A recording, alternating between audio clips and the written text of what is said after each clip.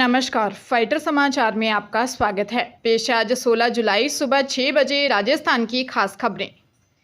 विधानसभा में बीजेपी के हारे हुए उम्मीदवारों की सिफारिश पर विधानसभा क्षेत्रों में सड़कें मंजूर करने पर कांग्रेस विधायकों ने शून्यकाल में जमकर हंगामा किया। कांग्रेस विधायकों ने वेल में आकर नारेबाजी की। वहीं प्रश्नकाल के दौरान सहकारिता का बजट कम करने के मुद्दे पर लक्ष्मण मीणा सहित कई कांग्रेस विधायकों ने सरकार को घेरने का प्रयास किया। लक्ष्मण मीणा ने कहा, बजट घटाकर सहकारिता आंदोलन कैसे मजबूत होगा। सामाजिक न्याय और अधिकारिता मंत्री अविनाश गहलोत ने विधानसभा में घोषणा की कि ई मित्र की लापरवाही से अगर किसी बुजुर्ग की पेंशन अटकी है तो अब ई मित्र का लाइसेंस तक रद्द हो सकता है। इधर पन्नाध्याय जीवन अमृत योजना में पिछले साल किए गए खर्च और केंद्र सरकार से मिली राशि से जुड़े सवाल का मंत्री अविनाश गहलोत सीधा जवाब नहीं दे पाए। इस पर कांग्रेस के सदस्यों ने हंगामा कर दिया। विधानसभा में बजट पर भी बहस हुई। राजस्थान विधानसभा में प्रश्नकाल समाप्त हुआ। विधानसभा में अध्यक्ष वासुदेव देवनानी ने घोषणा करते हुए कहा कि विधायकों को सवालों के जवाब पेन ड्राइव के माध्यम से उपलब्ध करवाए जाते थे, अब उन्हें ऑनलाइन वेबसाइट पर जवाब उपलब्ध करवाए जा सकेंगे। एक दिन के बाद ही सीधे ऑनलाइन जवाब उपलब्ध करवा दिए जाएंगे। आज राजस्थान विधानसभा में किशनगंज विधानसभा क्षेत्र के कैलवाड़ा में 220 केवी जीएसएस के निर्माण का प्रश्न उठा। ललित मीणा के प्रश्न पर मंत्री हीरालाल नागर ने जवाब दिया। हीरालाल नागर ने क्षेत्र के जीएसएस की जानकारी दी। 220 केवी जीएसएस निर्माण 2 साल में कैसे पूरा होगा। कांग्रेस सरकार ने 5 साल में पूरा नहीं किया। हमारी सरकार को 6 महीने हो चुके हैं। 4 अक्टूबर 2025 की तारीख निर्धारित है। 170 टावर लगना है, अभी तक कोई भी टावर नहीं लगा। यदि ठेकेदार ने लापरवाही बरती तो उसके खिलाफ कार्रवाई की जाएगी। राजस्थान के सरकारी स्कूलों में पढ़ाने के लिए टीचर्स नहीं हैं। सब्जेक्ट टीचर्स की सबसे ज़्यादा कमी है और सामान्य टीचर्स भी नहीं हैं। हालात इतने बदहाल हैं कि इन स्कूलों का निरीक्षण करने वाले अधिकारी तक विभाग के पास नहीं हैं। जुलाई महीने के रिक्त पदों की रिपोर्ट के मुताबिक राज्य की शिक्षा विभाग में करीब 1.25 लाख पद खाली पड़े हैं। शिक्षा विभाग में कुल 35 तरह के पद हैं। इनमें एक भी ऐसा पद नहीं है जिसमें कोई सीट रिक्त नहीं हो। स्कूलों में पढ़ाने के लिए टीचर्स की आवश्यकता है, लेकिन उनकी ही सबसे ज़्यादा कमी है। विभाग में इस समय सीनियर टीचर्स के 25,396 पद खाली पड़े हैं। राज्य में इस समय 91,054 पद सीनियर टीचर्स के हैं, लेकिन इनमें 65,658 पद पर ही टीचर्स काम कर रहे हैं। इसके अलावा 23,280 पद सामान्य अध्यापक के रिक्त पड़े हैं। सामान्य शिक्षक के 1,03,061 पद हैं, जिनमें 79,781 पद पर टीचर काम कर रहे हैं, जबकि शेष पद खाली हैं।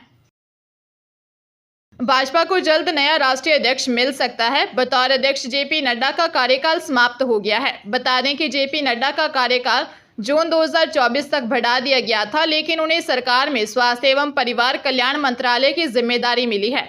ऐसे में अब पार्टी को नए अध्यक्ष की तलाश है। बीजेपी का लक्ष्य इस साल दिसंबर तक नया राष्ट्रीय अध्यक्ष नियुक्त करना है। इस पद के लिए चुनाव प्रक्रिया 1 अगस्त से शुरू होगी। शुरुआत में सदस्यता अभियान चलाया जाएगा, जो 15 सितंबर तक चलेगा। इसके बाद 16 सितंबर से 30 सितंबर तक सक्रिय सदस्यता अभियान चलेगा। इसके साथ ही 15 अक्टूबर तक सक्रिय सदस्यता का सत्यापन किया जाएगा। 1 से 15 नवंबर तक मंडल अध्यक्षों का चुनाव होगा। वहीं 16 से 30 नवंबर तक जिला अध्यक्षों के चुनाव होंगे। अमरनाथ यात्रा पर आने वाले भक्तों में उत्साह बरकरार है। बीते 16 दिनों में 3 लाख से ज्यादा श्रद्धालुओं ने बाबा बर्फानी के दर्शन किए हैं। वहीं 4,875 यात्रियों का एक और जत्था सोमवार को घाटी के लिए रवाना हुआ। 15,000 से ज्यादा उत्साही तीर्थ यात्रियों ने पवित्र गुफा के अंदर दर्शन किए। अधिकारियों ने बताया कि 4,875 यात्रियों का एक और जत्था 2 सुरक्षा काफिलों में जम्मू के भगवती नगर यात्री निवास से घाटी के लिए रवाना हुआ। पहला सुरक्षा काफिला सुबह 3:05 पर 68 वाहनों में 1918 यात्रियों को लेकर उत्तरी कश्मीर के बालटाल बेस कैंप के लिए रवाना हुआ। दूसरा सुरक्षा काफिला सुबह 3:50 पर 94 वाहनों में 2,957 यात्रियों को लेकर दक्षिण कश्मीर के नुनवान पहलगाम बेस कैंप के लिए रवाना हुआ। अजमेर के कोतवाली थाना क्षेत्र में ज्वेलर से धोखाधड़ी का मामला सामने आया है। वैशाली नगर निवासी ज्वेलर्स अभिनय गोलेच ने आरोपी पति पत्नी पर 30,90,000 का 421 ग्राम सोना हड़पने का आरोप लगाते हुए कोतवाली थाने में दी शिकायत में बताया कि मार्च 2024 में उसकी शॉप पर निशाद खान और उसकी पत्नी नजमा खान आई। दोनों ने 421.94 ग्राम सोना खरीदा, जिसकी कीमत 30,90,000 रुपये है। इसका बिल भी दोनों पति पत्नी को दिया गया था। दोनों ने एक चेक दिया। चेक देकर विश्वास दिलाया कि वह दी गई डेट के बाद ही बैंक में चेक लगाएं। विश्वास में आकर उसने कुछ दिनों बाद चेक बैंक में लगाया तो चेक बाउंस हो गया। इसके बाद उसने दोनों से संपर्क किया तो उसे गालियां देते हुए रुपए देने से मना कर दिया। पुलिस ने मामला दर्ज कर जांच शुरू कर दी है। अगर आपने अपनी कार या बाइक पर हाई सिक्योरिटी रजिस्ट्रेशन प्लेट नहीं लगवाई है तो 1 अगस्त से 10,000 रुपये का चालान भरना पड़ सकता है।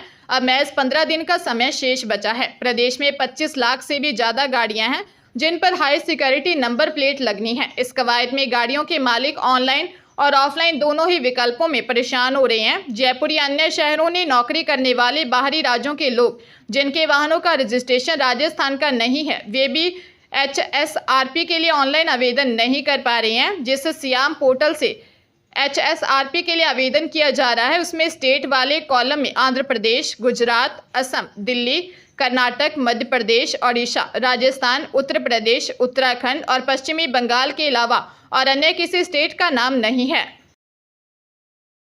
हरियाणा के रोहतक में कत्ल का बदला लेने के लिए युवक की गोली मारकर हत्या कर दी गई। हमलावरों ने युवक पर ताबड़तोड़ गोलियां चलाई जिससे उसकी मौके पर ही मौत हो गई। मृतक हत्या के केस में जेल में बंद था।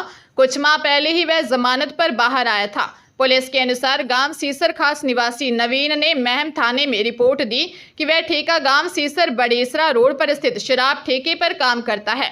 रात को उसका भाई सुनील कुमार ठेके पर देखरेख के लिए बाइक से गया था। इसी दौरान गांव सीसर खास के ही करीब 10 लोगों ने उसका रास्ता रोका और गोलियां मारकर उसकी हत्या कर दी।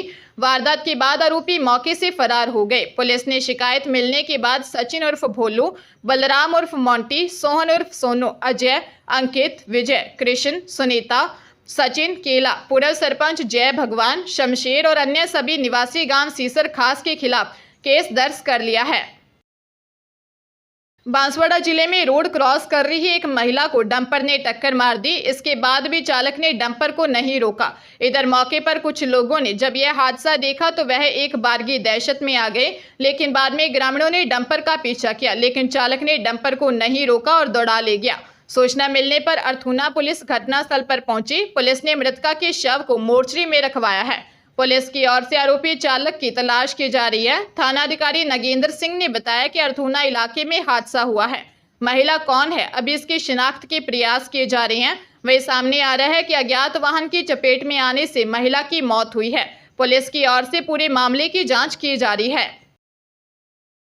हरियाणा के चरखी दादरी जिले के गांव पालड़ी में एक बंद मकान की ताली तोड़कर चोर मकान के अंदर से नकदी, गहने व दूसरा कीमती सामान चोरी कर ले गए। मकान मालिक ने घटना की जानकारी झोझू कला थाना पुलिस को दी। इसके बाद पुलिस टीम मौके पर पहुंची और निरीक्षण किया। पालड़ी निवासी विपिन ने बताया कि वह सरकारी पॉलिटेक्निक कॉलेज लोहारू में नौकरी करता है और वर्तमान में महेंद्रगढ़ रहता है। उसने बताया कि वह घर पर ताला बंद करके कॉलेज गया था। उसके बाद वह कॉलेज से सीधा महेंद्रगढ़ चला गया। वापस घर आया तो देखा कि घर के सभी ताले टूटे हुए हैं। उसने सामान को चेक किया तो 5,000 रुपये की नकदी, एक डिजिटल कैमरा, एक सोने की अंगूठी, 2 चांदी की अंगूठी, 2 जोड़ी पाजेब गायब मिली। पुलिस ने अज्ञात चोरों के खिलाफ केस दर्ज कर चोरों की तलाश शुरू कर दी है।